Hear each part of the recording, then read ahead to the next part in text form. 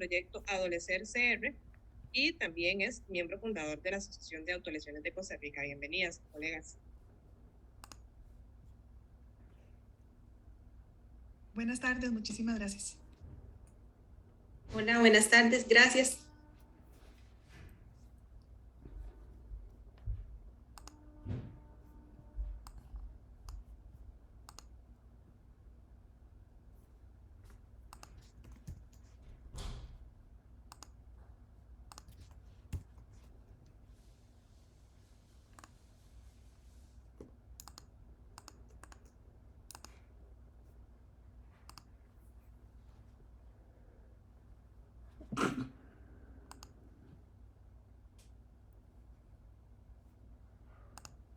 Muy bien, iniciamos.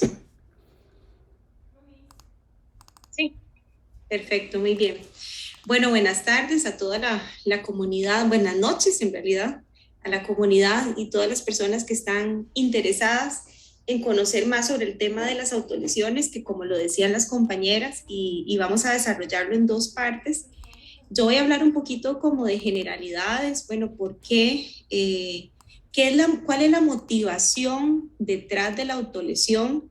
Y poder entender cuáles los posibles significados que se asocian, porque todavía hoy en día pues hay muchas dudas y eso es la idea, poder como acercarnos más a este tipo de temas. Adelante, Gaby.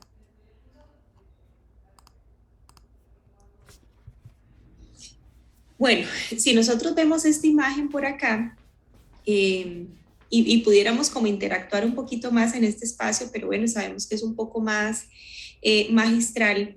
El tema de autolesión tiene todo un trasfondo importantísimo y es importante conocerlo, ya sea si estamos, no sé, trabajando con adolescentes o con chicos o con personas menores de edad en general, o si tenemos a cargo la responsabilidad de tener un adolescente. Recordemos que antes, y antes estoy hablando de unos 3 o 4 años, pensábamos las autolesiones en adolescentes y las veíamos como esta imagen que está aquí, ¿verdad? El chico que está en el baño, que está oculto, ¿verdad? Que se está tapando, que está encerrado, que está ensimismado.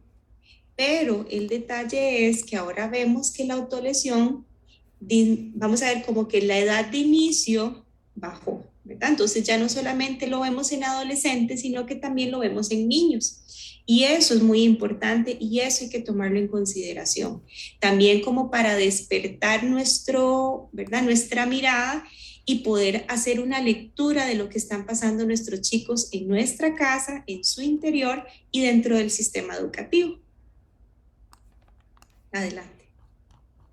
Entonces, ¿qué pasa? Que antes asociábamos el tema de las autolesiones como a características o lo asociábamos como con patologías o con enfermedades específicas, ya más a nivel psíquico, ¿verdad? A nivel psicológico, no sé, como trastornos de personalidad, en especial el trastorno límite de personalidad, o cuando hablábamos del espectro autista, o incluso cuando se presentaba algún tipo de deterioro más de tipo neurológico. Sin embargo, ya lo podríamos ver que no necesariamente para hablar de autolesión tiene que haber un diagnóstico primario, que eso es como lo más complicado ahorita. Entonces, ¿eso qué quiere decir?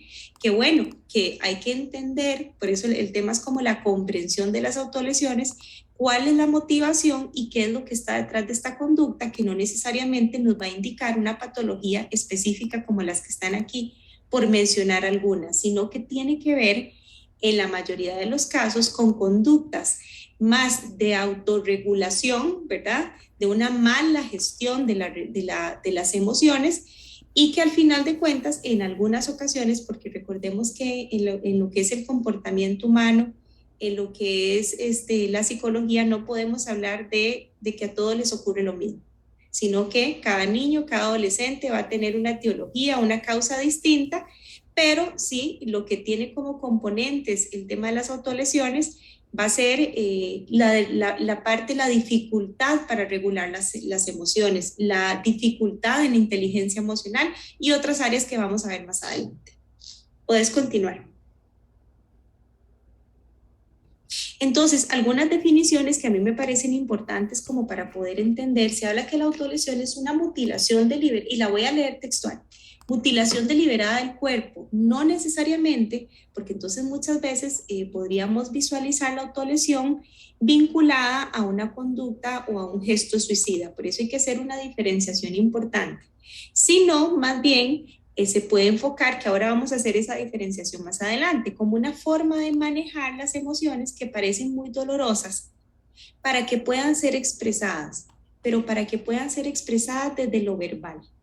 Entonces lo que pongo es a doler o lo que pongo es hablar el cuerpo a través de un corte, a través de arrancarme las uñitas, a través de arrancarme los pellejitos, ¿verdad? Y todas las manifestaciones de autolesiones que podrían darse, ¿verdad? Entonces, cuando hablamos de autolesión, vamos a hablar de un autodaño, que es precisamente ese término utilizado para atacar nuestro propio cuerpo, ¿verdad? Entonces, ¿qué pasa?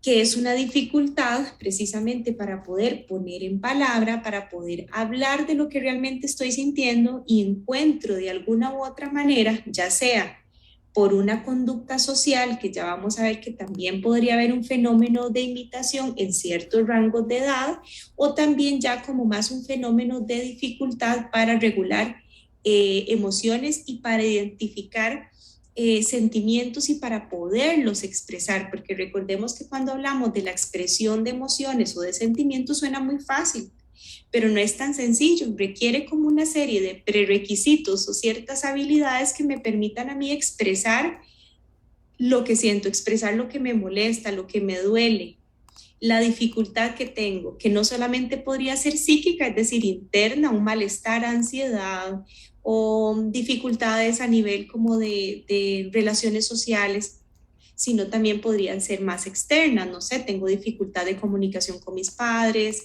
o tengo un problema de acoso escolar, ¿verdad? Entonces, recuerden que para expresar las emociones se requieren todas estas habilidades que en muchas ocasiones los chicos o las personas menores de edad quizás no tienen como herramientas ya todavía establecidas porque están en formación, y por ahí va a venir un poco las recomendaciones que posiblemente va a trabajar la otra colega. Adelante. Entonces, ¿cuándo aparece la autolesión? Que eso es muy importante. Si ya vimos como qué significa la autolesión, que entonces estamos hablando que está apareciendo cada vez más en edades más pequeñas. ¿Cuándo va a aparecer la autolesión? Cuando esos mecanismos de adaptación se agotan y precisamente recurre a ciertos medios no tan adaptativos para aliviar ese sufrimiento intenso. Entonces, para muchos chicos es buscar ese alivio interno a partir de lo externo. Entonces, yo sé que es como complicado de entender, pero si nos ponemos bajo la lógica de que lo emocional, lo psíquico no se ve, ahí es donde está la complejidad, ¿verdad? Entonces podríamos ver a muchos chicos felices, tranquilos, ¿verdad? Que creemos que están como en lo que deberían de estar, pero no logramos leer que efectivamente hay mucho dolor emocional. Entonces recuerden, lo complicado de lo emocional es que no se ve. Lo físico lo vemos a través de una fractura y entonces tenemos un yeso, o entonces nos hacen una cirugía y nos mandan a reposo, pero lo emocional no lo vemos. Entonces muchísimas veces en nuestros niños y adolescentes ese dolor pasa desapercibido, y entonces ese dolor, ese alivio interno, que, ¿verdad? Eso que no sé cómo sacar, cómo poner en una palabra, en un sentimiento, o no tengo la confianza, que esa es otra de las posibilidades, no tengo la confianza, no tengo esa red de apoyo que funcione como un factor protector, y entonces efectivamente logro visualizar porque lo vi con alguna compañera o porque no tengo la información suficiente de que la autolesión de alguna manera podría ayudarme a aliviar. Entonces, como dice aquí, no son solo cortes, es el miedo, la inseguridad, el dolor y la soledad. Es decir, que para cada niño o adolescente, el tono, la causa, la intencionalidad va a ser distinta. Adelante. ¿Y de dónde vamos a partir? Bueno, resulta que, ahí poder darle otra vez, hay diferentes autores. Por ejemplo, Dolores trabaja mucho, que es una autora que tiene un libro que se llama La autolesión, el lenguaje del dolor, y ella tiene una definición que a mí me parece muy asertiva, que engloba el enfoque desde el cual estamos trabajando. Dice, es el acto intencionado, muy importante, de hacerse daño, pero sin la intención de morir. Describe a alguien que sufre, ese es el lenguaje del dolor. El acto de dañarse a sí mismo con la intención de tolerar un estado emocional que no puede ser ni contenido ni expresado de una forma más adaptativa.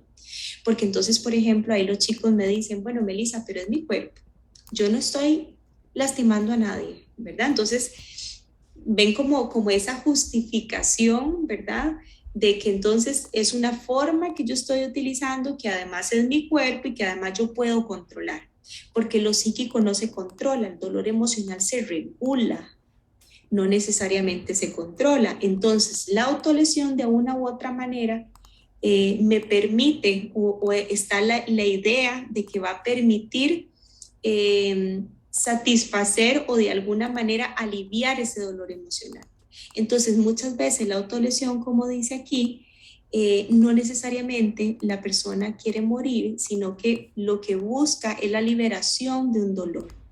Pero por eso hay que tener mucho cuidado en que precisamente en algunas ocasiones la autolesión podría representar esa necesidad de sentirse vivo, esa forma de manejar sus emociones, pero en otras ocasiones, haciendo una valoración del riesgo importante, podríamos determinar que la autolesión tomó otro tono y que ese otro tono ya obedece a un gesto suicida que ya sí implica un riesgo significativo. Entonces, cuando atendemos a un niño o cuando vemos si nuestro hijo se está cortando, por ejemplo, y que no sabemos qué hacer, que es la parte que va a trabajar la colega, pero es importante siempre, siempre, siempre entender esto. ¿Cuál es el motivo? ¿Cuál es el tono que tiene para este chico? ¿Qué representa para él la autolesión? Porque como les digo, no podemos generalizar para todos es lo mismo y ver si entonces el tono de la autolesión va más dirigida como gesto, ¿verdad? Es suicida, que ya podría ser una conducta de riesgo importante, o si se refiere a un asunto más de dificultad para el manejo de sus emociones y que entonces tenemos que enfocarnos precisamente en dotar de estas habilidades de autorregulación. Adelante. Entonces, ¿qué pasa? Bueno, porque al final de cuentas una persona se autolesiona, qué lo motiva, qué siente, insisto, eso es muy diferente para cada persona. Sin embargo, se podría considerar que es como una estrategia de afrontamiento de tipo compensatoria que permite en cierta manera, y por eso lo pongo entre comillas, manejar y tolerar la frustración, ¿verdad? Entonces, siempre que vemos una conducta de ese tipo, tenemos que preguntarnos qué está pasando en el contexto de este niño adolescente. ¿Qué pasa? Que no está encontrando las palabras suficientes para sacar ese dolor y que necesita sacarlo. Y que, como les digo, ese sacar implica lastimarme. Y ahí es donde yo trabajo con los chicos. Bueno, sí, si bien es tu cuerpo, si bien no estás lastimando a nadie, pero con solo que dañes tu integridad, ya para mí es significativo. Entonces nosotros no nos concentramos tanto como en la lesión, por supuesto que hay que cuidar, incluso hay lesiones muy, muy pesadas, muy graves, que requieren un tratamiento en dermatología o que requieren incluso una sutura. Entonces siempre, nunca, nunca, nunca podemos minimizar una conducta de autolesión. Siempre hay que atenderla y no solamente es atenderla desde lo físico, ¿verdad? Que entonces la curo, ¿verdad? Entonces, sino es atender el significado personal que tiene que estar relacionado y vinculado con este niño o adolescente. Adelante. Entonces, haciendo como un resumen de lo que vengo desarrollando por acá, las autolesiones tendrían como varias tonalidades o varias intenciones. Entonces, aquí las traté como de agrupar desde la experiencia, desde lo que hemos visto. Para algunos chicos podría funcionar como les decía, como un alivio, y me faltaron las comillas, como una función de alivio, porque eso es lo que busco. Tengo mucho dolor emocional, no tengo con quién hablarlo y cuando me corto, siento una sensación de alivio. Eso podría ser una función. Para otros chicos, que estos son más los orientados a ese adolescente que se tapa, ¿verdad? Que siempre anda con un abrigo largo, que nunca le vemos sus piernas descubiertas. Siempre seamos como cuidadosos con eso Y si vemos que nuestro hijo o hija está siempre muy tapado, ¿verdad? Que casi no podemos ver ciertas áreas de su cuerpo, siempre tengamos esa sospecha. Y si además eso se lo sumamos un montón de cosas, como un aislamiento, porque a veces con los adolescentes tendemos al error de que se aíslen y así son ellos, ¿verdad? Y los adolescentes siempre pasan encerrados en su cuarto y entonces normalizamos eso, ¿verdad? Entonces hay que tener mucho cuidado. Para algunos, por ejemplo, los que están más descubiertos, ¿verdad? Entonces me autolesiono y la evidencia está ahí, podría representar más una solicitud de ayuda. Y por favor, tratemos de evitar estas palabras que son como muy comunes, ¿verdad? De decir, es que está llamando la atención. Entonces yo ahí siempre les digo a los encargados de chicos, sí, en realidad sí está llamando la atención, pero no de la manera en que tradicionalmente lo hemos enfocado, sino que está llamando la atención de que necesito ayuda, de que hay algo que no está bien, de que hay algo que necesito decir, de que hay un acompañamiento que necesito. Y recuerden que muchas veces también los chicos solicitan ayuda psicológica directamente. Pero ahí entonces, como encargados de chicos, se nos vienen todos los prejuicios asociados al tema de salud mental y entonces, bueno, no, usted no necesita eso, todos los adolescentes pasan por esas cosas, ¿verdad? Usted tiene que aprender a manejar las cosas solos. Y no necesariamente, siempre que nuestros hijos soliciten algún acompañamiento en salud mental, yo más bien diría, wow, qué dicha, que logra determinar, que esas serían como más las generaciones de ahora, ¿verdad? Que logran determinar que hay ciertas cosas de las cuales no tal vez por desconfianza, sino porque ustedes saben que hay muchos temas que no logramos manejar.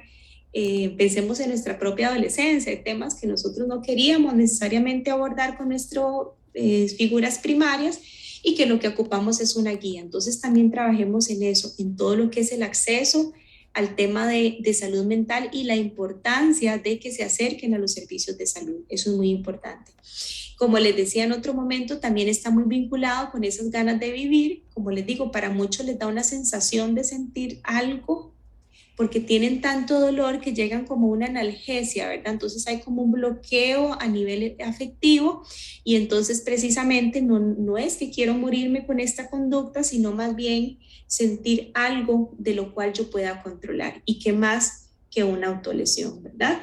Y por supuesto algunos chicos que son víctimas de violencia física, violencia intrafamiliar, muchos de ellos manifiestan esto como una forma de castigar a otros. No puedo, tengo mucha ira con los demás, en mi casa violentan mis derechos constantemente, sufro agresión física, yo no puedo agredir a nadie, pero entonces termino lastimándome, ¿verdad? Entonces es castigar al otro, pero al final me castigo yo, castigarse.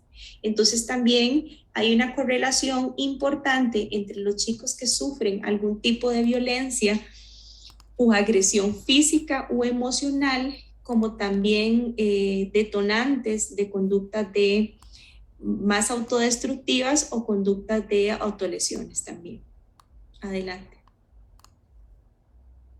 Entonces, bueno, hay como diferentes modelos que nos hablan sobre el tema de las autolesiones y a mí me parece muy importante, independientemente si las personas que nos acompañan son profesionales en salud, en psicología o afines, sino también como encargados de una persona menor de edad. Entonces también es importante ver las autolesiones como un montón de áreas específicas. Entonces cuando uno ve esto, tiene que tomar en cuenta estas dimensiones para poder entender esa conducta. Bueno, resulta que la dimensión ambiental se va a referir a todo lo que está fuera del control de estos chicos, ¿verdad? Entonces, ¿qué podría ser eso?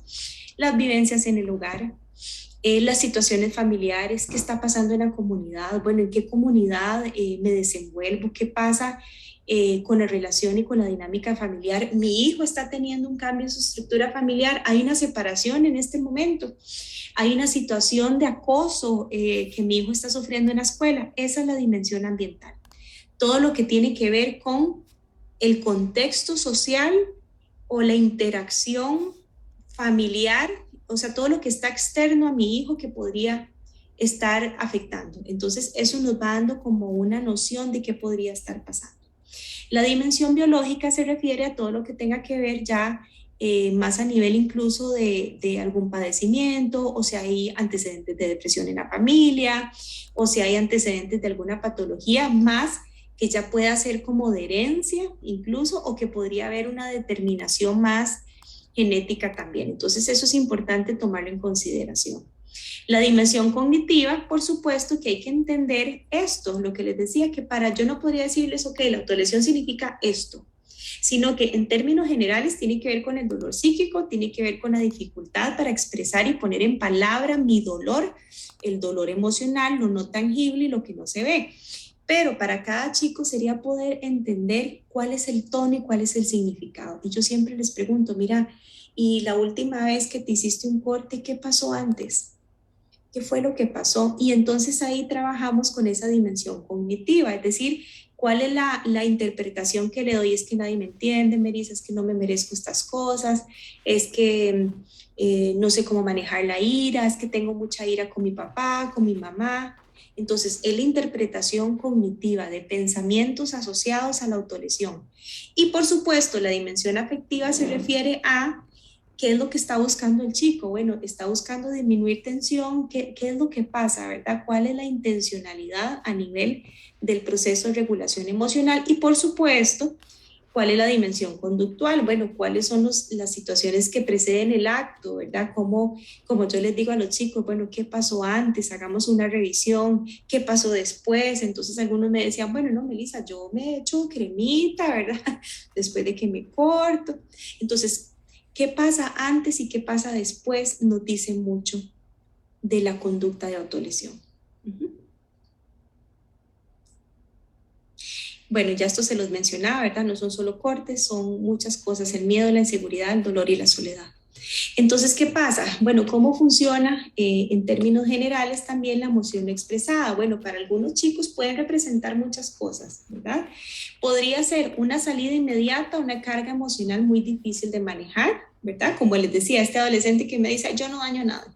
Entonces, todo bien, ¿verdad? Los adolescentes lo justifican de esa manera. Y yo, bueno, no está bien, porque efectivamente con solo que vos pongas, que comprometas tu integridad, no estamos bien. Pero entonces podría ser en algunas ocasiones como una salida inmediata, una carga emocional. 2, como les decía, lo evidente. Así quizás me pregunten algo, que sería entonces más el adolescente, ¿verdad? Que está buscando, hey, por favor, véanme. Como les digo, no utilicemos esa frase, está llamando la atención, al menos o utilicémosla, empleémosla de forma adecuada. Bueno, ¿qué necesita de mí? Efectivamente, ¿qué me está diciendo que no puede decir desde otro lugar? Adelante.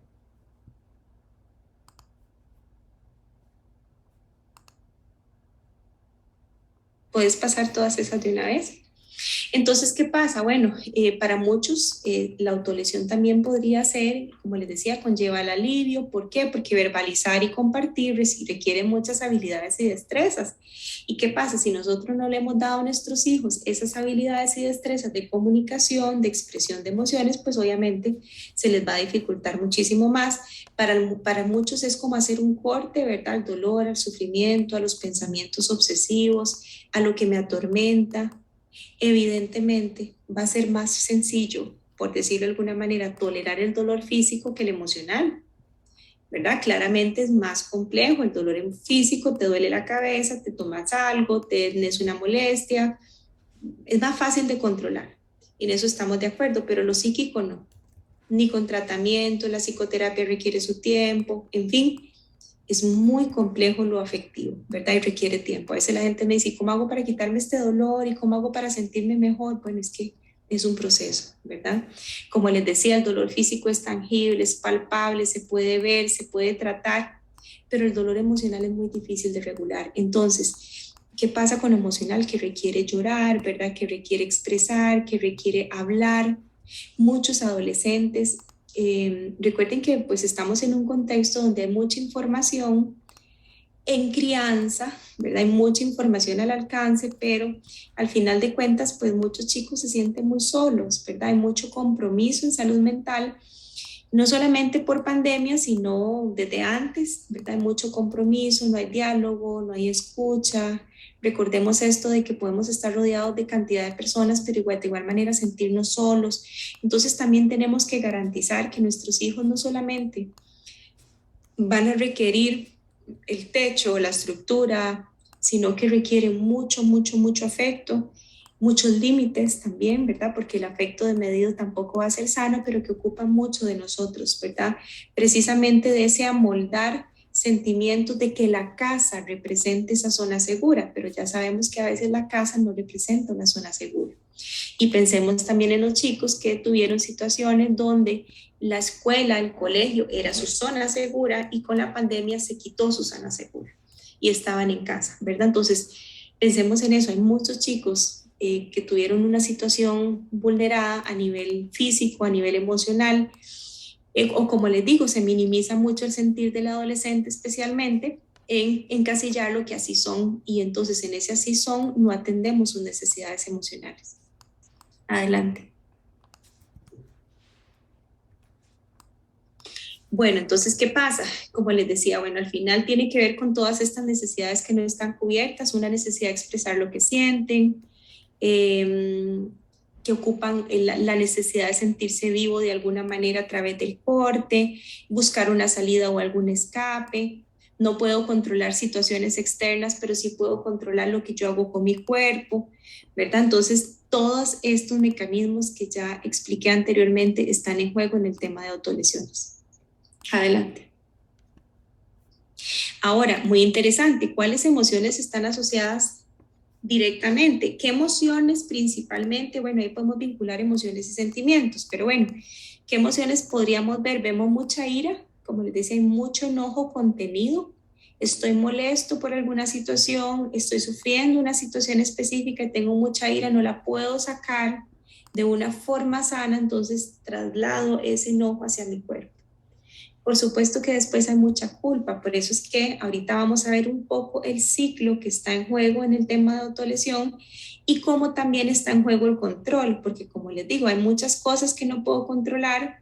Si nos ponemos a ver lo que está dentro de mi control y lo que no, hay un montón de situaciones que los niños y los adolescentes no pueden controlar, y entonces el hecho de poder regular lo que yo hago con mi cuerpo me da cierta sensación de control.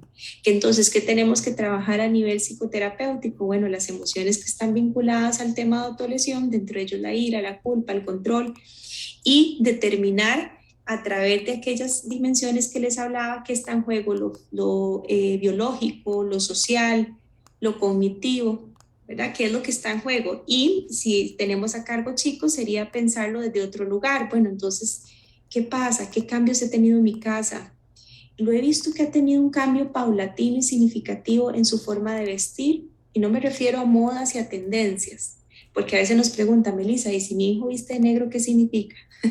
Y yo, bueno, pues no significa muchas cosas, porque depende de cada persona. Hay adultos que les encanta vestir de negro, ¿verdad? Pero si a eso le asociamos otro montón de cosas, es donde uno se preocupa o se alarma. Bueno, entonces, si viste de X manera, pero además pasa aislado, además todo su contenido de música tiende a ser muy, donde se expresa mucha ira, mucha tristeza, donde dejó de comer, donde le encantaba ir a clases de básquet y dejó de ir, entonces me preocupo. Entonces habría que ver un conjunto de cambios, de circunstancias sobre las cuales me llame la atención y que entonces yo tenga que ponerme detrás de esa conducta. Adelante. Entonces, el ciclo de autolesión, vieras que es muy interesante, yo lo trabajo con los chicos, en realidad el ciclo así, tal y cual y como está ahí, entonces yo empiezo a verlo desde la lógica de ellos y tal vez sé que nos acompañan, ¿verdad? Esto es una charla abierta, por lo tanto pueden haber desde colegas, docentes o padres de familia. Entonces pensemos en esto, visualicémonos en el tema de la atención. Y así empiezo a trabajarlo yo con los chicos. Bueno, ¿qué cosas me generan tensión? Y entonces yo les pregunto, y ellos me dicen, bueno, tensión, nosotros. Y yo, sí, ustedes tienen tensión y también tienen dificultades y ustedes sienten. Validemos, ¿verdad? Porque entonces de repente con los niños y los adolescentes es como, usted no tiene estrés de nada. Usted es un niño, usted lo único que tiene que hacer, y no hay nada que le moleste más a los adolescentes que les digan eso, ¿verdad? Usted lo único que tiene que hacer es estudiar. No es cierto, sí, tienen que estudiar, pero hay un mundo social atrás, hay un montón de cambios físicos, un montón de cambios psíquicos. Es incómodo pasar de esa transición a la niñez y a la adolescencia, ¿verdad? Donde mi cuerpo es diferente, donde ya me ven diferente, en fin. Hay un montón de situaciones que le generan tensión, entonces yo empiezo a trabajar con ellos, bueno, tensión, bueno, que me terminó el novio, bueno, que me rechazan en el cole, bueno, que me está yendo súper mal en las notas, todo eso me genera tensión. Entonces aquí avanzamos a la siguiente parte, ¿verdad? Donde yo no sé qué hacer con esa tensión, mi cuerpo empieza a reaccionar de alguna manera, ¿verdad? Entonces me siento muy inquieto, siento un hueco en el estómago y entonces tengo mucha dificultad, siento mucha culpa, no sé qué hacer con esas emociones y sentimientos y entonces dentro de las posibilidades, como no sé qué hacer con la expresión para manejar mis emociones, podría, no en todos los adolescentes, pero este es el mecanismo de autolesión, pensar en autolesión como un recurso. Y entonces la autolesión me genera una sensación de alivio temporal, pero después siento mucha culpa y vergüenza. No siento que esta sea la mejor manera y entonces lo oculto y entonces me siento mal y entonces me prometo que no lo voy a volver a hacer y entonces, ¿verdad? Hay todo un proceso de culpabilidad, de reparación, pero ¿qué pasa? Que vuelven otras emociones dolorosas. Resulta que mis papás me regañaron y me pusieron una consecuencia de no salir porque me fue como un quebrado en las notas, lo cual me vuelve a generar tensión, vuelvo a tener dificultad, que por eso entre el ciclo, dentro de las intervenciones efectivas, es trabajar en este proceso, ¿verdad? De identificar que la vida tiene situaciones de tensión durante toda la vida y qué podemos hacer, que esta es la parte compleja del tema, ¿verdad? ¿Qué podemos hacer para manejar nuestras emociones y sentimientos? Es decir, ¿qué habilidad ocupa mi hijo? ¿Qué habilidad para la vida ocupa mi hijo, mi estudiante o mi cliente para poder manejar las situaciones de tensión y complejas que tiene la vida?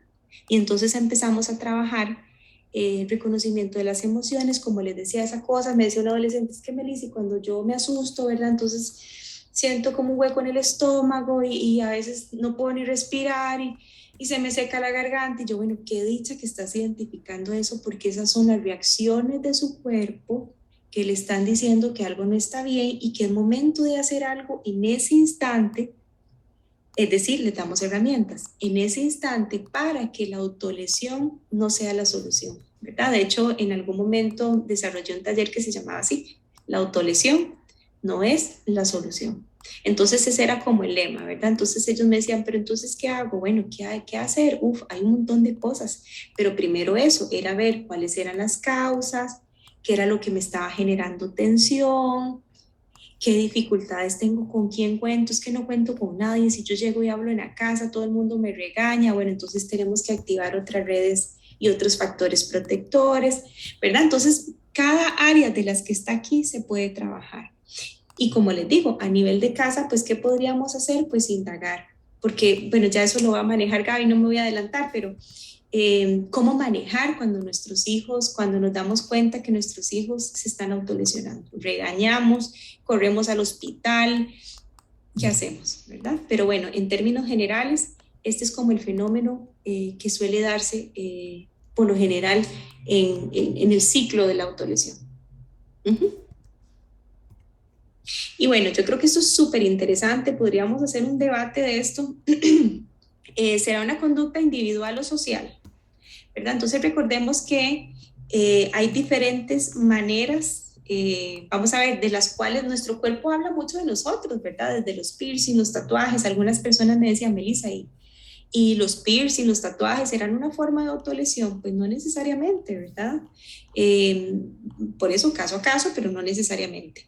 ¿Qué pasa? Que también podría haber, por ejemplo, en edades más vulnerables, que eso lo he visto, por ejemplo, en chicos entre 10 y 12, donde hay una fuerte, donde están en una etapa muy fuerte de integración social. Entonces me he dado cuenta que, por ejemplo, no sé, en una institución educativa hay una chica que está autolesionándose y entonces por un asunto de complicidad y de solidaridad, por eso ahí lo pongo entre comillas, entonces empiezo a tener conductas similares.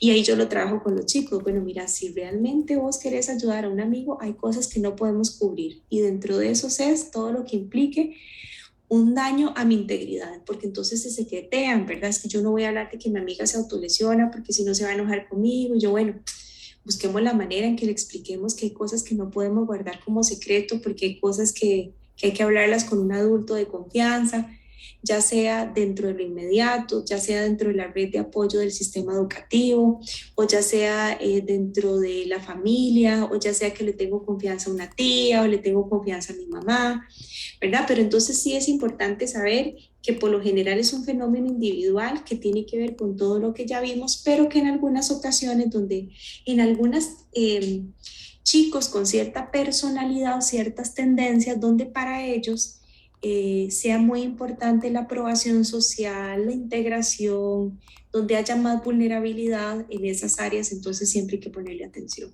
Adelante. Y bueno, ahí les decía, de entre las experiencias que he logrado desarrollar, está este taller que se llevó a varias escuelas. Esto fue antes de la pandemia en el 2019. Y se trabajó mucho con los chicos bajo este lema, ¿verdad? La autolesión no es la solución. Trabajamos el ciclo, eso como una buena práctica, una experiencia exitosa, yo diría. Entonces trabajábamos mucho las etapas del ciclo, ¿verdad? Bueno, ¿qué situaciones nos generan tensión? Bueno, entonces trabajemos desde lo corporal, a través del dibujo de nuestro cuerpo, bueno, cuáles son las emociones, porque no hay emociones buenas ni malas, ¿verdad? Todas las emociones son importantes, sino cuáles son desagradables y cuáles son agradables, dónde las siento en mi cuerpo, cuando me enojo, dónde lo siento, de tal manera que pudieran identificar primero desde un plano corporal y luego ya lo pasamos a la interpretación cognitiva. Bueno, cuando estoy enojado, ¿qué puedo hacer? Cuando me siento triste, ¿qué puedo hacer? Y no solo qué puedo hacer, escribo, dibujo, juego, sino con quién cuento. Y ya cuando eso se agotó, la cajita de herramientas, ya cuando se agotó, que pintando, que escribiendo, que dibujando, me siento bien, ¿con quién cuento? Bueno, entonces dentro de mi red de apoyo tengo a mis amigos, tengo a mis papás, tengo a los profes, a los maestros, el psicólogo, el orientador, ¿verdad? Entonces eso era muy importante y fue una experiencia bastante buena. Y también trabajamos con los chicos, que esta imagen de acá, lo que es el tema de autorregulación, lo que era el tema de técnicas de relajación, porque de verdad nosotros pensamos que los niños la pasan súper bien, que no tienen estrés, que nada les preocupa.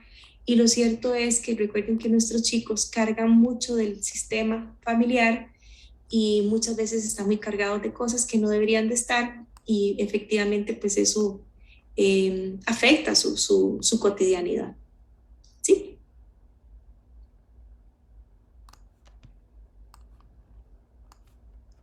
Listo, ahora siguen con la colega Gabriela y bueno, muchas gracias por su atención. Aquí me quedo con ustedes. Bueno, un poquito continuando con lo que Melissa planteaba y terminando de darle forma a esta primera parte, es importante entender que detrás de todas estas conductas, como Melissa lo mencionaba, ¿verdad? El tema emocional, cognitivo y demás, hay una carga de estrés que la persona no está logrando hacer frente y que lleva a que utilice estas estrategias como de liberación, de expresar el dolor. Entonces, partamos de que el estrés lo vamos a entender como una respuesta del cuerpo frente a una situación que puede ser real o imaginaria. Y acá me detengo brevemente porque no es lo mismo, ¿verdad?, que yo desde afuera determine, juzgue, señale si la situación que la otra persona está viviendo es realmente motivo de sentir estrés o no. Cualquier persona podría interpretarlo como algo real o imaginario, y lo importante es la respuesta que el cerebro está teniendo frente a esto. Entonces, esta situación real o imaginaria la vamos a percibir como amenazante o peligrosa, y eso es lo que hace que la persona tenga una reacción u otra, ¿verdad? A nivel fisiológico, a nivel del cuerpo, entonces se van a dar ciertas características propias del estrés, que tensión muscular, que sudoración, que dolor de cabeza, entre otras. A esto le vamos a sumar también, ¿verdad?, este aspecto principal de la percepción. Si ustedes ven esta imagen acá, posiblemente de primera entrada lo que vean sea una manzana que está mordida, pero ya cuando la detallamos más, logramos ver hacia los lados de la manzana el contorno de la cara de dos personas. Entonces, depende de dónde yo lo vea, de cómo yo lo vea, voy a percibir una imagen o la otra. Con las situaciones que vivimos y que viven las personas menores de edad es igual. Yo desde mi mirada adulta puedo ver que la semana de exámenes no es gran cosa, es nada más de organizarse. Pero la persona menor de edad que está en el colegio enfrentando bullying, que todos los días tiene que levantarse temprano para ir al colegio y tal vez no tuvo la posibilidad de un descanso adecuado, entre otro montón de situaciones, va a percibir la semana de exámenes, por mencionar cualquier ejemplo, como un detonante de estrés que le sobrepasa sus capacidades y que le lleva entonces a situaciones de liberar sustancias en su cerebro como son la adrenalina y el cortisol, que son dos hormonas que se segregan cuando estamos frente a situaciones de estrés. Entonces, veamos que todo esto que sucede no es únicamente el que la persona no quiera reaccionar de otra manera o no sepa cómo hacerlo, es que hay también toda una forma en que el cerebro se va adecuando a responder a las situaciones amenazantes o peligrosas a las que va haciendo frente, y la persona menor de edad va utilizando los recursos que tiene a disposición, muchas veces muy escasos, y en estas ocasiones de las autolesiones de riesgo. ¿Ok? Toda esta carga de estrés, ¿verdad? Todo esto que se libera nos puede llevar entonces a experimentar situaciones de crisis. Y vamos a entender entonces la crisis como un estado temporal de desorganización. O sea, es una situación que sucede en un momento específico, no se extiende por toda la vida, está presente por unos minutos, por unas horas, por unos días, por unas semanas, por unos meses, pero no es que la persona vive en este estado durante toda su vida. Esta desorganización va a tener un impacto y una manifestación a nivel cognitivo, los pensamientos, a nivel emocional y a nivel físico también. ¿Y qué es lo que caracteriza a este estado temporal de desorganización? La dificultad que tiene la persona para abordar situaciones específicas utilizando los métodos que habitualmente utilizaba. Entonces, volvemos a los mismos ejemplos. Está en el colegio y resulta que tuvo una discusión con su mejor amiga. En otros momentos hubiera podido ir a hablar con el orientador o la orientadora, hubiera podido conversar con el profe guía, hubiera podido conversar en casa, pero por alguna situación en particular no sintió la capacidad, la conexión, el espacio de hablar con esas personas. Entonces no pudo hacerle frente a ese conflicto de la forma como habitualmente lo hubiera hecho. Pensémoslo, por ejemplo, durante la pandemia. Tenía un conflicto en casa, se iba para el colegio, despejaba un poco la mente, regresaba a casa. Pero durante la pandemia no era posible. Entonces, las formas habituales de enfrentar las situaciones no estaban disponibles y empezaron las personas menores de edad a enfrentarse a todo esto que les sucedía de una manera muy diferente sin saber necesariamente cómo sobrellevarlo.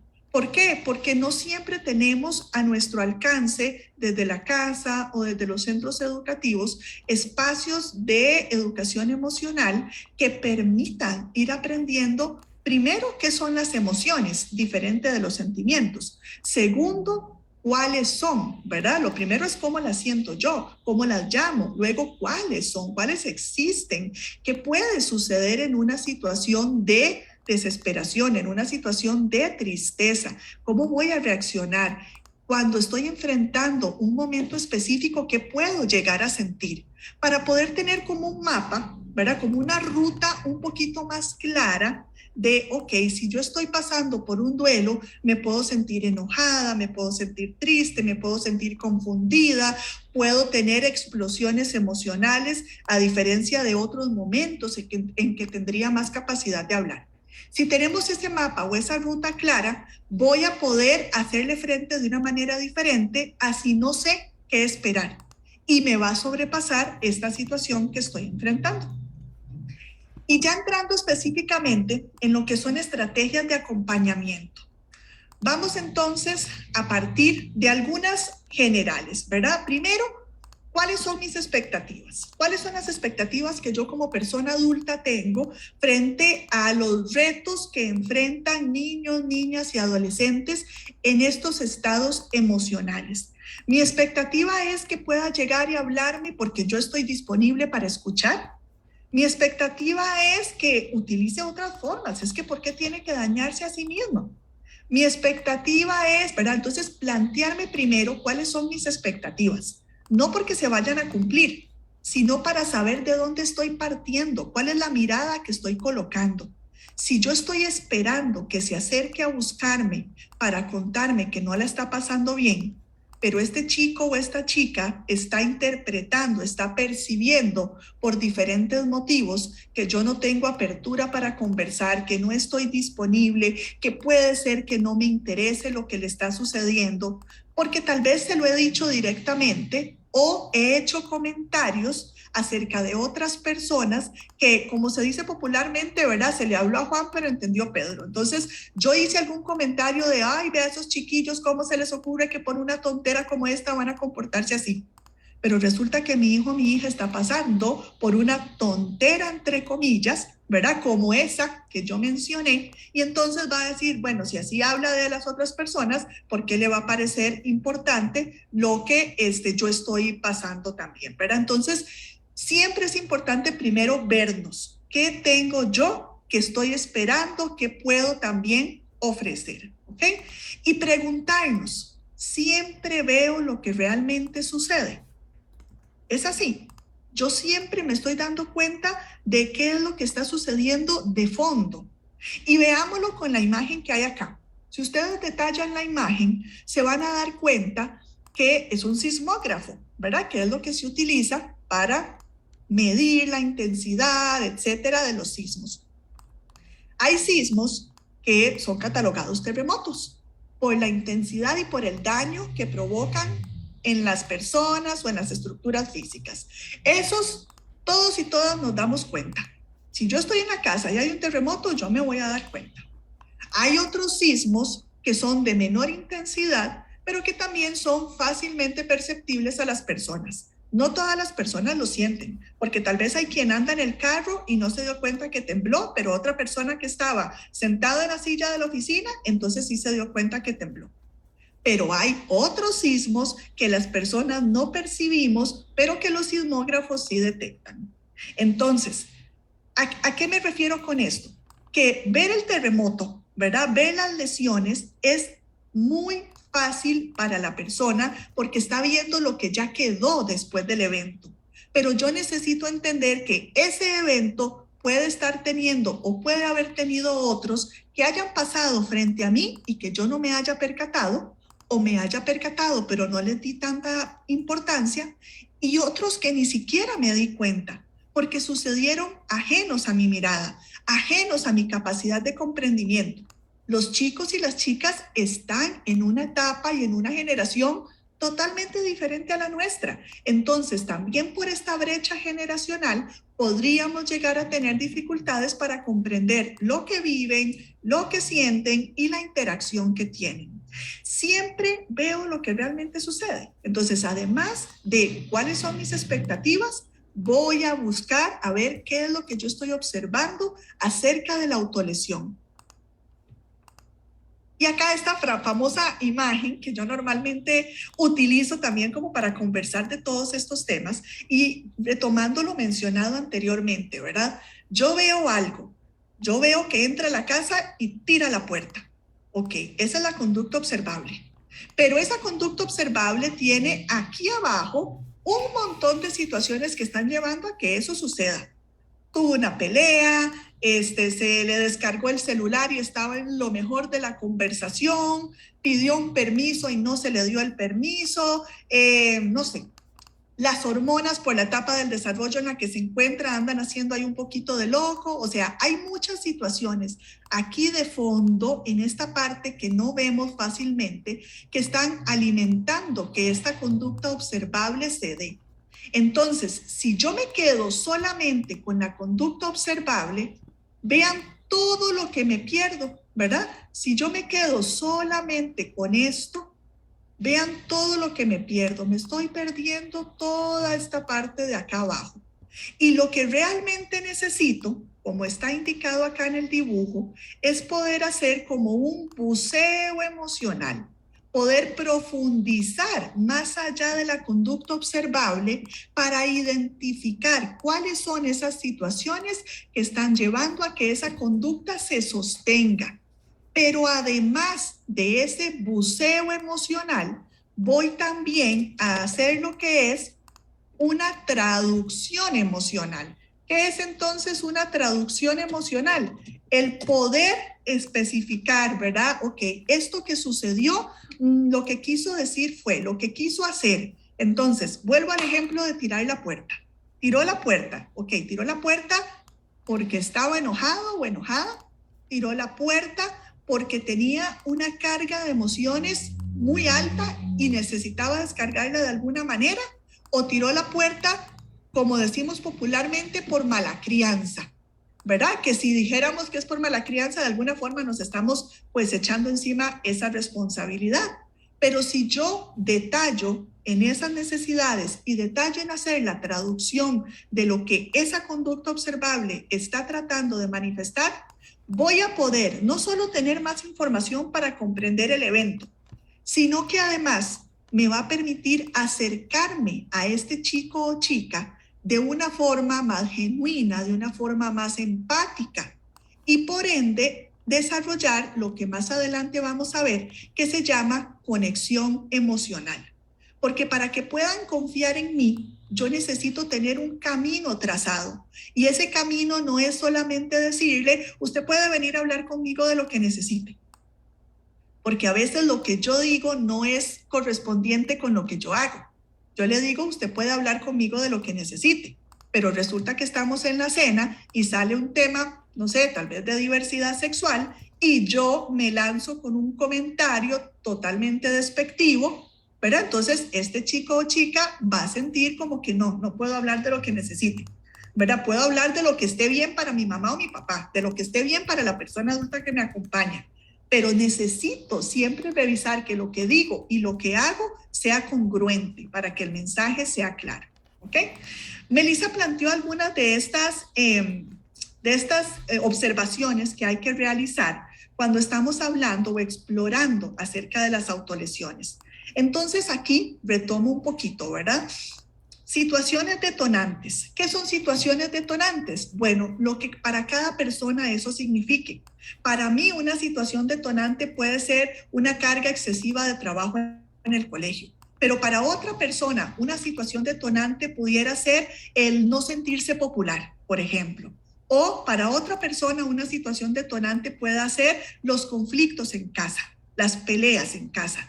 Entonces, las situaciones detonantes son como el glosario, ¿verdad? La lista que yo voy haciendo de esto es lo que lleva a esta persona a situaciones de estrés que pueden desarrollar una crisis y que eventualmente le lleven a tener un comportamiento autolesivo.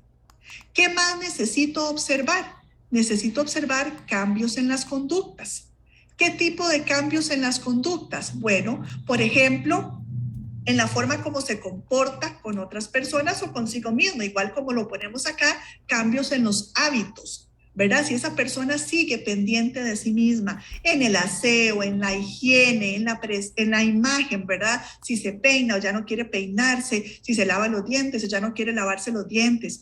Y recordemos que todo esto dentro de la adolescencia puede significar algo o no, porque la adolescencia es una etapa de muchos cambios, como la imagen de la montaña rusa ahí en el fondo. Muchos cambios que a veces vemos venir, pero a veces no siempre los vemos venir. Entonces, no se trata de que yo tenga un chico o una chica adolescente en casa que resulta que ahora no se quiere bañar y yo voy a encender todas mis alertas y voy a decir se está autolesionando. No, se trata de que voy a observar, a prestarle atención a esa conducta para ver si eso, sumado a otras conductas, me pueden dar señales de que esta persona está pasando por un momento delicado, un momento vulnerable, un momento en el que no se esté sintiendo apoyado o apoyada y por ende sea una situación de riesgo a la que hay que prestarle más atención. Cambios también en la expresión de las emociones, si está más explosivo, más explosiva, si la tristeza y el llanto son más frecuentes, ¿verdad? Estrategias de afrontamiento que está utilizando. ¿Cómo hace frente al estrés? ¿Cómo hace frente a los conflictos? ¿Cómo hace frente a los cambios que se presentan? Se alista para salir y de un momento a otro cambian el plan. ¿Cómo se enfrenta a ese momento? ¿Se va para el cuarto y tira la puerta enojadísimo? ¿O se sienta en el sillón y zapatea en el suelo? ¿Verdad? Entonces, poder mapear cómo hace frente a todas estas situaciones. También la comunicación, cómo se está comunicando. Generalmente las personas adolescentes tienden a tener una comunicación más limitada, monosilábica, digamos, ¿verdad? Entonces, todo es bien, ajá, y a veces hasta con sonidos. Simplemente un sonido y un gesto. Pero esa comunicación, volviendo a lo mismo de los hábitos, es una comunicación que está presente en todo momento, que es congruente con lo que muestra en sus gestos, con lo que muestra en sus conductas, con lo que muestra en sus estados emocionales, o es una comunicación que es muy oscilante, muy cambiante, muy inestable. Entonces, siempre prestarle atención. La relación con la familia y con otras personas, ¿verdad? Esta relación quiere estar cerca, quiere estar alejado. Como parte de la adolescencia, generalmente toman un poquito de distancia de la familia. Una distancia sana que no significa no querer relacionarse o vincularse, sino que ya no necesitan estar siempre involucrados o involucradas en las actividades familiares, porque empiezan a tener y a construir su propio mundo, sus propias interacciones. También el aislamiento, ¿verdad? Se está manteniendo aislado o aislada de sus amistades, de la familia, de las actividades que le interesaban. Y muy importante, que Melissa también lo mencionó, la vestimenta, ¿verdad? La vestimenta no en función de la adolescencia, sino la vestimenta en función de cubrir el cuerpo ocultando. Entonces empiezan a andar siempre con manga larga, ¿verdad? Y esa manga larga pudiera ser para ocultar lesiones en los brazos. O ya no se volvieron a poner los famosos crop tops, ¿verdad? Las minisetas que llamábamos en mi época. Entonces, ¿por qué? Bueno, porque tal vez en el abdomen tiene lesiones, tiene marcas de algunas lesiones. O en los tobillos, ya no anda en sandalias, o ya no anda con shorts, ¿verdad? Entonces ya no se ven las piernas, los muslos, todo esto de la vestimenta como una forma de comunicación también hay que prestarle atención. Y súper importante en todo esto, no confrontar y no cuestionar, sino más bien acompañar, observar, preguntar desde el respeto, para que se abra este canal de comunicación y podamos recibir información. De lo contrario, lo que vamos a recibir son malos gestos, negativas, ¿verdad? Inclusive a veces hasta expresión emocional un poco retadora porque somos muy cansados, muy cansadas, muy intensos. Entonces, siempre desde el respeto. Volviendo al punto de las preguntas y los cuestionamientos, ¿verdad? No cuestiono sobre nada de esto, pero tampoco voy a cuestionar sobre la autolesión. Muchas veces se escucha o escucho yo en la consulta privada padres y madres de familia y los mismos chicos y chicas que frente a una situación de autolesión lo que dicen es que mi mamá lo que me dijo fue, ay, otra vez usted con eso, ¿verdad? Pero ¿qué le pasa? ¿Por qué lo hizo? ¿Por qué no vino a pedirme ayuda? Eso a lo que responde de alguna manera es más a la inquietud natural de la persona adulta, la preocupación, la angustia frente al evento de la autolesión y menos a la necesidad de acompañamiento que la otra persona tiene. Entonces, es importante validar, hablar de lo que puede estar sucediendo. Veo que te lesionaste. Estás pasando por un momento de mucho estrés, si ese fuera el caso. O he notado que has andado triste. Me doy cuenta que estás pasando por un problema con tu amigo, con tu amiga. Sé que terminaste con tu novio, con tu novia. Y yo voy, como decía la imagen del iceberg, al fondo, a buscar esa necesidad emocional que no está siendo satisfecha para que la conducta de autolesión pueda de alguna manera empezar a ser contenida, empezar a sostenerse. Si yo me enfoco en la autolesión, lo que hago es alimentar que esas necesidades emocionales continúen saliendo y posiblemente lo que vayan a hacer es buscar otras zonas del cuerpo donde no sea tan visible la marca para que no se den cuenta, porque dentro de la culpa y la vergüenza que en el ciclo de la autolesión aparece, sumarle un reclamo, sumarle un juicio de valor, sumarle una pregunta que muchas veces no saben tampoco cómo responder, no va a ser el camino que ayuda a salir adelante. El camino está en el acompañamiento, en la validación emocional. Y ojo, eso no va a hacer que la autolesión se amplíe, que sea más intensa o que sea más riesgosa.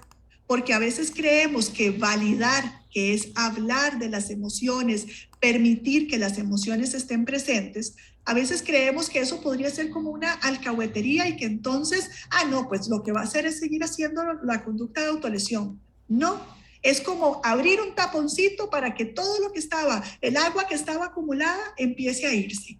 Eso es lo que hace la validación, ¿verdad? Es como dejar que todo se vaya drenando. Entonces, siempre cercanía, escucha, menos respuestas y más preguntas, ¿verdad? Siempre atentos y atentas a poder preguntar, ¿y qué fue lo que sucedió? ¿Y cómo te sentiste? ¿Había alguien cerca que te ayudara? ¿Qué podríamos hacer diferente en otra ocasión? Y no enfocarnos propiamente en la conducta autolesiva, sino en todo lo que está sucediendo alrededor. Hablábamos anteriormente también de la conexión emocional. Conexión emocional es un término que es muy claro en las dos palabras que lo conforman, pero no siempre tan claro en cómo llevarlo a cabo, ¿verdad? Entonces, conexión emocional no es vivir con alguien únicamente. Conexión emocional no es conversar con esa persona todos los días únicamente. Conexión emocional no es ayudarle cuando lo necesite únicamente. Conexión emocional viene a ser todo lo anterior, pero además mi presencia genuina, mi presencia segura, el saberme como un referente de seguridad para esta otra persona, para mi hijo o mi hija, el que esta persona pueda saber que yo tengo la capacidad de sostenerle, de acompañarle, de cuidarle desde el respeto. Si no hay respeto, difícilmente va a haber conexión emocional. Si no hay respeto, lo que va a haber es distancia. La conexión emocional pasa de manera transversal, entonces, por una presencia disponible, por el respeto, por una escucha activa, por tener comportamientos congruentes entre lo que digo y lo que hago, por ser personas genuinas, ¿verdad? Por ir al mundo de mi hijo, de mi hija, a tratar de conocerlo para ver cómo es esa vivencia que está experimentando sin que eso signifique convertirme en adolescente. Porque hay muchos padres y madres que creen que tienen que ser amigos de sus hijos, ¿verdad? O ser casi adolescentes para poder tenerlos cerca. Y no se trata de eso. Los chiquillos saben cuando una persona adulta está fingiendo el querer ser más jovial y más adolescente. No necesitan tener un papá o una mamá adolescente. Tienen sus amistades. Necesitan tener un papá y una mamá respetuosa, empática, presente, disponible, con escucha abierta. Y todo eso comprende la conexión emocional. Si eso se establece desde edades tempranas, y se sostiene a lo largo del proceso de desarrollo, pues entonces hay más posibilidades de que esta persona que está pasando por comportamientos autolesivos pueda acercarse a mí a buscar ese apoyo. Inclusive hay más posibilidades de que yo como persona adulta me pueda dar cuenta de que está pasando por un momento de crisis y que pueden haber comportamientos autolesivos. ¿Por qué? Porque nuestros radares están más abiertos y más disponibles para poder encontrar esa información. Pero hay que establecerlo desde edades tempranas y sostenerlo. No es algo que yo hago a los 2, 3, 4 años y ya, ahí quedó porque ya enganché. No, hay que estar alimentando en cómo compartimos, en la conexión de la mirada, en hablar con la persona, pero viéndole a los ojos, viendo a la persona, no viendo al dispositivo y sí, hábleme, dígame, aquí yo le estoy escuchando. No, es dedicar el tiempo a mostrarle a esta otra persona que me interesa lo que le interesa, que podemos estar cómodos o cómodas en medio de la incomodidad, porque soy la persona adulta y que le puedo sostener y acompañar. Y algunas estrategias de comunicación que van a favorecer el que esta conexión emocional se fortalezca, pero al mismo tiempo que puedan abrirse nuevos caminos de encuentro y de conexión, van a ser estos tres que están acá. La comunicación afectiva, la comunicación efectiva y la comunicación superficial. Las explico brevemente. La comunicación afectiva es cuando la persona adolescente se acerca a buscarme para hablarme de algo que sucedió. ¿Verdad? Entonces, mami, papi, ¿vieras qué? Y tal vez yo estoy, no sé, doblando ropa, estoy alistando mi ropa del día siguiente, o el papá está haciendo la cena, qué sé yo, ¿verdad? Lo que sea que se esté haciendo en casa. Pero esa persona adolescente se acerca. Vieras que hoy en el cole estaba con fulanita y de ahí hizo un comentario de tal y yo la verdad es que me sentí de tal manera, ¿verdad? Y se pone a compartir un poquito de su vida. ¿Qué es lo que yo puedo y se sugiere hacer? Mostrar que estoy escuchando. ¿Cómo? Ajá. Sí. Ay, en serio, ¿verdad? Involucrarme en la conversación. Pero no se sugiere necesariamente, excepto que sea una situación que estrictamente lo requiera, detener lo que estoy haciendo para concentrarme en mi hijo o en mi hija que me está contando esto. ¿Por qué? Porque eso es como cuando una persona está bailando y de un momento a otro le ponen el foco de la luz y la cámara y la persona se siente ya como muy observada y se echa un poquito para atrás. Y no queremos eso.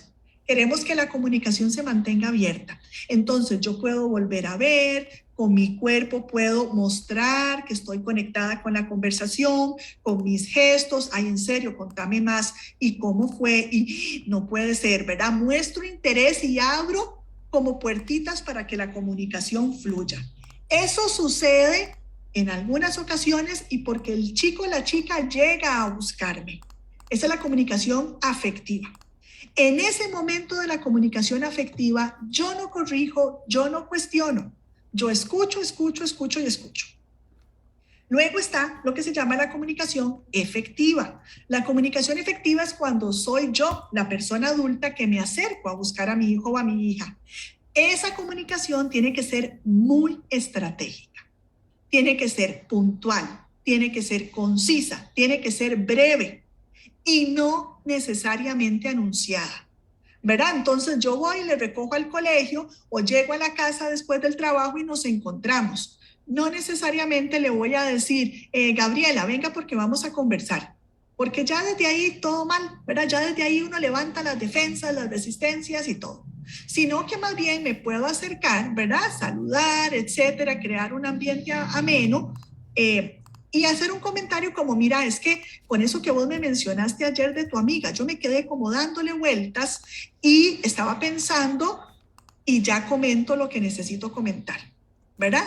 En un momento diferente a cuando me lo contaron, de forma breve, puntual, concisa, no, como dicen los chiquillos popularmente, no con la hablada, porque la hablada bloquea los oídos y ya no escuchan más. Entonces, puntual, conciso y breve, la comunicación efectiva en un momento diferente al que yo recibí la información, ¿ok?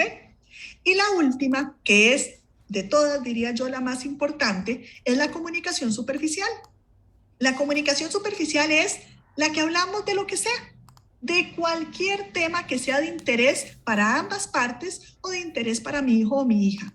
Esa es la comunicación que se espera poder tener en la mesa mientras estamos comiendo, en la cocina, mientras estamos preparando la comida, cuando salimos a caminar, que si vamos en el bus o vamos en el carro.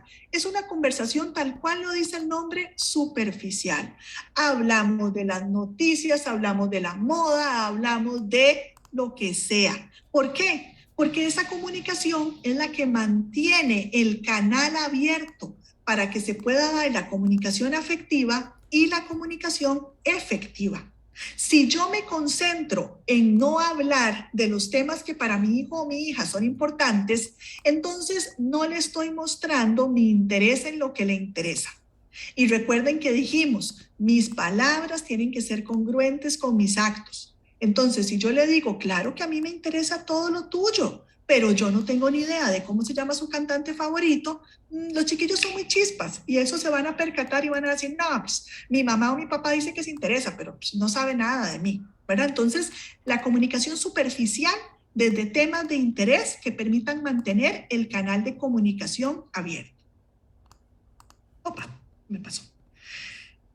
Otra estrategia importante a tener en cuenta, y hago aquí una pequeña pausa porque, a ver, esto no son recetas, ¿verdad? No es haga más B para que tenga C o 1 más 1, no. Estos son aspectos en los que hay que prestar atención durante el proceso de crianza para poder tener acompañamiento con una persona que está con autolesiones o para poder prevenir que una persona llegue a tener un comportamiento autolesivo, ¿verdad? Entonces, del equilibrio, ¿qué quiere decir esta imagen del equilibrio? Ok, hay chicos o chicas que tienden más a estar ensimismados, ¿verdad? Más hacia adentro, todo se lo guardan.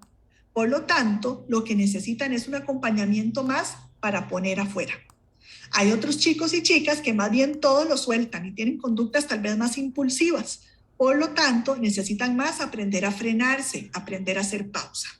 Yo, como persona adulta, necesito saber mi hijo o mi hija en dónde está, porque puede estar en ambos lados en diferentes momentos. Puede haber un momento donde yo vea que anda muy callada y muy silenciosa y todo se lo está guardando. Entonces, en ese momento necesito apoyar más desde los canales de expresión, verbal o no verbal. Y si más bien anda muy impulsivo o impulsiva, yo necesito más bien acompañar desde la pausa, desde el frenar. Pero no únicamente desde la necesidad del chico o la chica, sino también desde observar la dinámica familiar, porque muchas veces es la dinámica familiar la que les lleva a estar en uno u otro lado de esta zona. Si la dinámica familiar está muy convulsa, muy inquieta, muy inestable, pues este chico o esta chica va a optar por una conducta más ensimismada o más hacia afuera. Yo necesito observar en dónde está y cómo está el entorno para saber cómo equilibrar.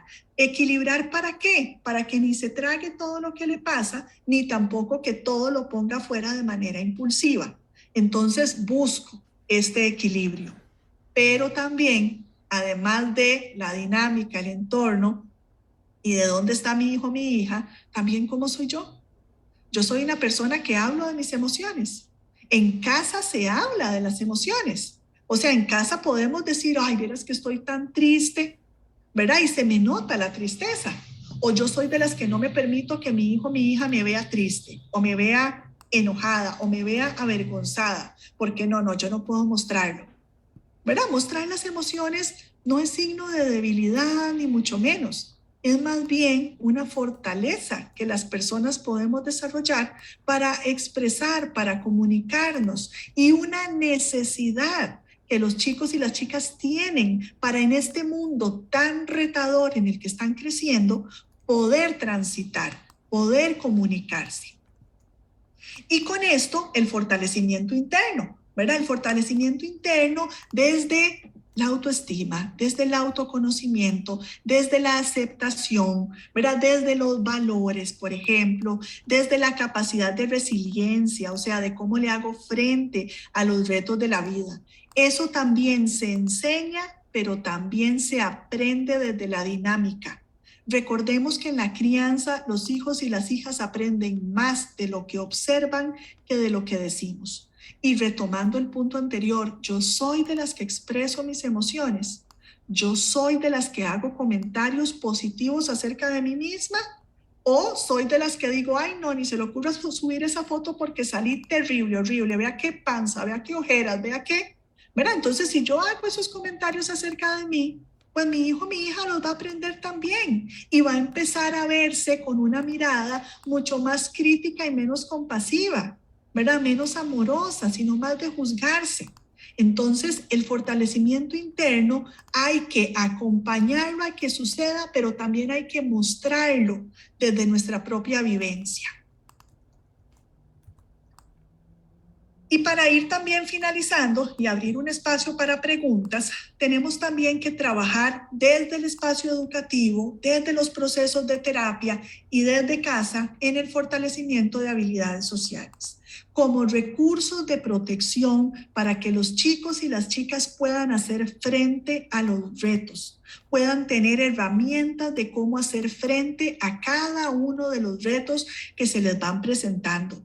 Y que si no saben cómo hacer frente a los retos, existe la conexión emocional fortalecida por las estrategias de comunicación que ya vimos, que permita que vengan a mí. Recordemos que en este momento de la vida en el que nuestros hijos y nuestras hijas están creciendo, la crianza es radicalmente diferente a como era años atrás. Años atrás, cuando el internet no estaba tan fuerte o todavía no existía, papá y mamá o las personas adultas eran referente de preguntas, de verdades y demás.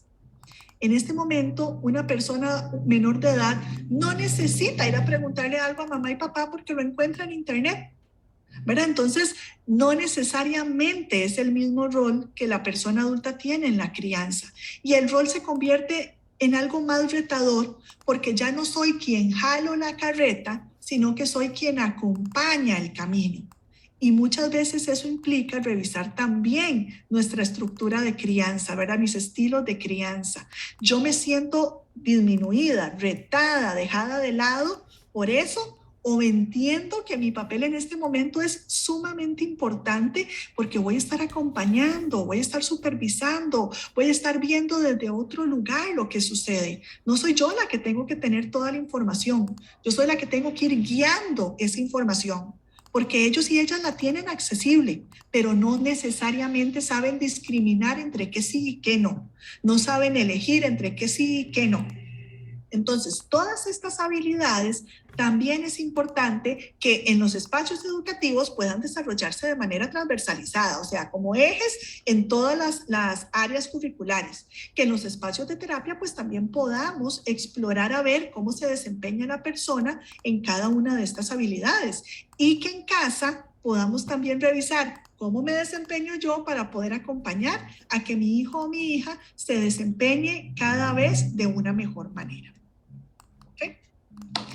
Muchísimas gracias. Aquí hay algunas referencias acerca de la información que se utilizó para la presentación y por acá pues también un poquito acerca de las referencias nuestras.